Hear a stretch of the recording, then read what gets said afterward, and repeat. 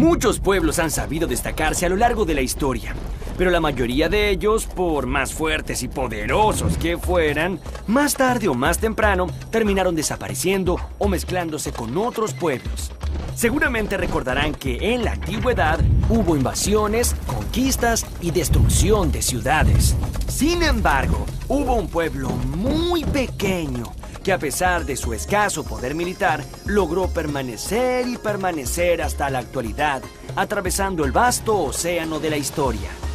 Este fue el pueblo hebreo, que logró perdurar gracias a una poderosa convicción, la de sentirse el pueblo elegido de Dios.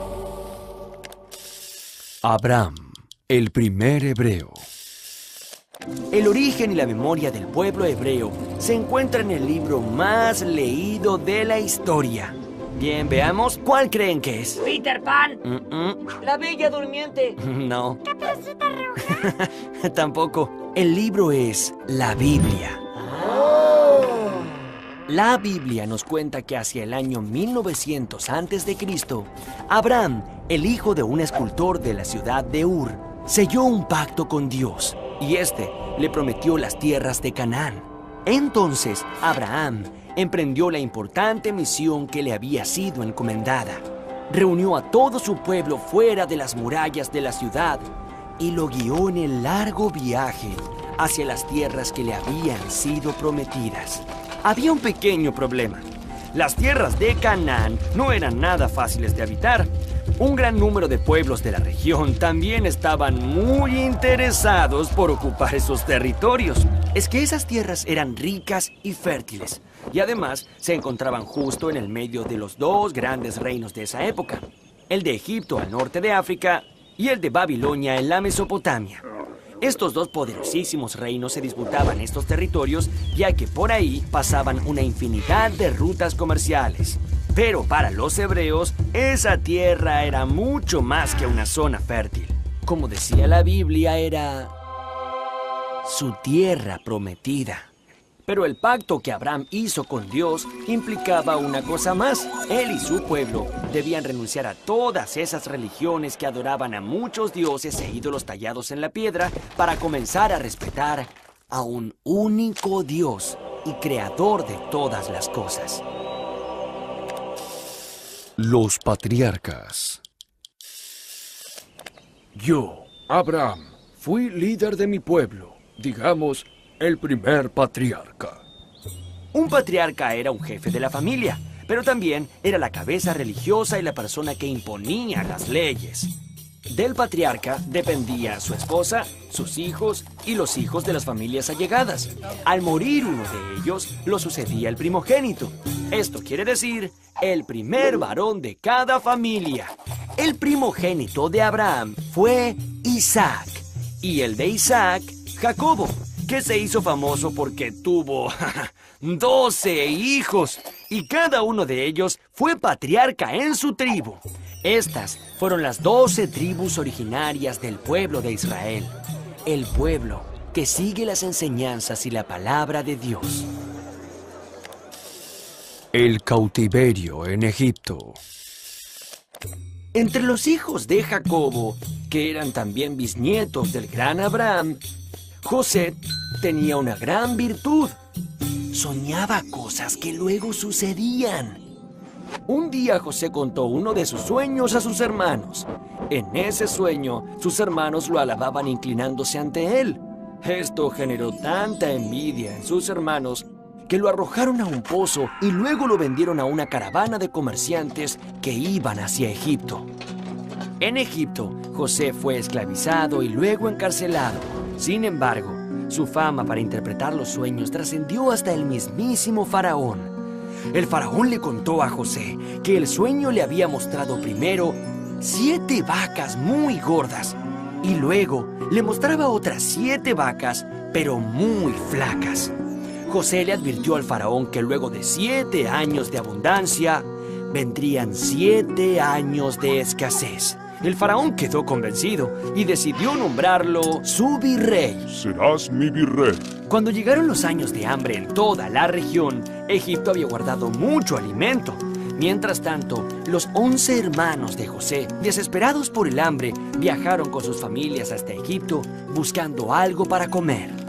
José los recibió, los perdonó y los protegió. Pero este bienestar no iba a durar mucho. Un nuevo faraón se había hecho gobernante de Egipto y, a diferencia del anterior, este temía a los hebreos y los despreciaba mucho. Así que los esclavizó a todos, sometiéndolos a maltratos terribles. La esclavitud en Egipto duró 210 años, pero un día iba a nacer un hombre que se convertiría en el gran libertador, un verdadero héroe. Y ese hombre se llamó Moisés. Una vez que Moisés liberó a su pueblo de la esclavitud, tuvo que deambular unos 40 años en el desierto. Durante este período, Moisés subió al monte de Sinaí, donde recibió de Dios, el mismísimo Dios, las tablas de la ley que contenían Los 10 mandamientos. Estos mandamientos eran un código de conducta que todos los hebreos debían respetar. Los hebreos protegieron las tablas en el Arca de la Alianza y las transportaron a lo largo del desierto. Dios estaba probando a su pueblo antes de permitirles volver a la tan ansiada tierra prometida de Canaán. El regreso a Jerusalén.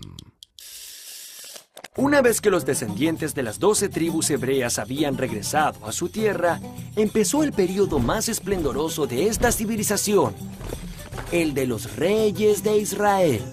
Así fue que los hebreos decidieron nombrar a un rey fuerte y capaz de combatir a todos sus enemigos. A finales del siglo XI a.C., el buen juez Samuel designó a Saúl como el primer rey de Israel. Este hombre de gran valor derrotó a los amonitas y a los moabitas, pero no pudo con los filisteos. Entonces, un joven pastor llamado David sobresalió entre todos y desafió al gigante Goliat, jefe de todos los filisteos. David derrotó a Goliat usando la inteligencia y no la fuerza. Con tan solo una onda, le dio un golpe certero al gigante justo en el medio de los ojos. Así fue que venció a los filisteos y alcanzó el objetivo de vivir en paz en la tierra prometida y hacer de Jerusalén la capital política y religiosa del reino. El rey Salomón fue hijo de David y dedicó toda su vida a la construcción del templo de Jerusalén, que era el más imponente de todos los templos dedicados a ese único Dios. Además, Salomón, que era un hombre sabio y justo, buscó por todos los medios evitar las guerras y las invasiones, pero no lo consiguió. Los demás pueblos, asirios, babilonios y egipcios, no estaban dispuestos a que las estratégicas tierras de Canaán quedaran solo en manos de los hebreos. En el año 922 a.C., Salomón murió y se armó un lío tremendo, ya que los hebreos no se ponían de acuerdo en cómo defender sus tierras. Entonces se dividieron en dos reinos, el de Judá al sur y el de Israel al norte. Las invasiones. Durante cientos de años, los dos reinos hebreos vivieron separados. Por ese motivo, no tenían la fuerza suficiente para enfrentar a sus enemigos. El reino de Israel duró casi 200 años hasta que el gran emperador de Asiria, Sargón II, lo invadió, destruyó la capital Samaria y expulsó a los hebreos a otras regiones. El reino de Judá duró más tiempo, hasta que un rey de Babilonia, Nabucodonosor II, invadió la ciudad sagrada de Jerusalén. Destruyó el templo que había construido Salomón y expulsó a todos los hebreos a Babilonia. En la Biblia se recuerda este período oscuro como la primera diáspora. Durante esos años de cautiverio quedaron en el olvido las viejas disputas entre los hebreos de los dos reinos y todos los descendientes de Abraham pasaron a llamarse por igual, el pueblo judío. Pero tuvieron que esperar 50 años más hasta que en el 539 a.C. fueron liberados por los persas y lograron volver a la ciudad sagrada de Jerusalén, donde reconstruyeron el famoso templo hecho por Salomón. Todas las penurias que habían superado habían hecho que sus convicciones fueran aún más fuertes. poco a poco decidieron aislarse de los demás pueblos de la región, convencidos de que su único Dios era la única verdad. Para ello, los profetas advirtieron durante muchos años los mandatos sagrados de las primeras 5 partes de la Biblia que llamaron Torá. La gran diáspora. Por más de 200 años, los judíos se dedicaron a consolidar su religión, su cultura y su forma de vida de acuerdo a las enseñanzas de la Biblia. Pero nuevas invasiones golpearon a los judíos. Primero fueron los griegos bajo las órdenes de Alejandro Magno, y más tarde los romanos anexaron Canaán a su imperio. Aunque por lo general fueron un pueblo pacífico, un día, en el siglo I después de Cristo, los judíos decidieron rebelarse ante tanta opresión. Entonces organizaron una sublevación. Los judíos lucharon contra temibles legiones romanas con insistencia y valor, tanto tiempo como pudieron. Pero el ejército imperial era muy poderoso. Luego de 2 años de estar sitiada y sometida por el hambre, Jerusalén cayó. Tito, emperador de Roma en ese momento, mandó a destruir por segunda vez el templo de Salomón e incendió toda Jerusalén. Los pocos que sobrevivieron se dispersaron por el mundo en busca de otro lugar donde vivir. Una vez más, los judíos fueron un pueblo sin patria. Un gran grupo de ellos se dirigió a la península ibérica pasando por el norte de África, y ese fue el comienzo de una nueva vida. A estos judíos se los llamó sefaradíes, y vivieron muchos años allí. Sin embargo, en el siglo XV fueron nuevamente expulsados por los reinos católicos de España y Portugal, que veían en ellos una amenaza a sus creencias. Los sefaradíes tuvieron que dispersarse nuevamente. La tierra prometida. Durante los siglos siguientes, los judíos siguieron huyendo, buscando dónde vivir y soñando con regresar a las tierras de Canaán. En muchos momentos, rabinos o miembros del pueblo hebreo hicieron llamados para que todos regresaran a su tierra. Sin embargo, la larga diáspora que vivía el pueblo alrededor del mundo hacía imposible el reencuentro.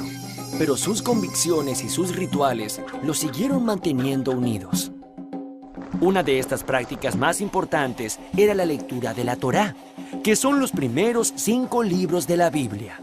También siguieron celebrando el sábado como el día más importante de la semana, porque ese día el ser humano descansaba tal y como lo hizo Dios después de culminar la creación del mundo. La boda fue otro típico ritual de las costumbres judías. Allí se rompe una copa para recordar que una alegría nunca será completa hasta que el templo no sea reconstruido. Un rabino recita 7 bendiciones y en la última pide el pronto regreso del pueblo a la tierra prometida.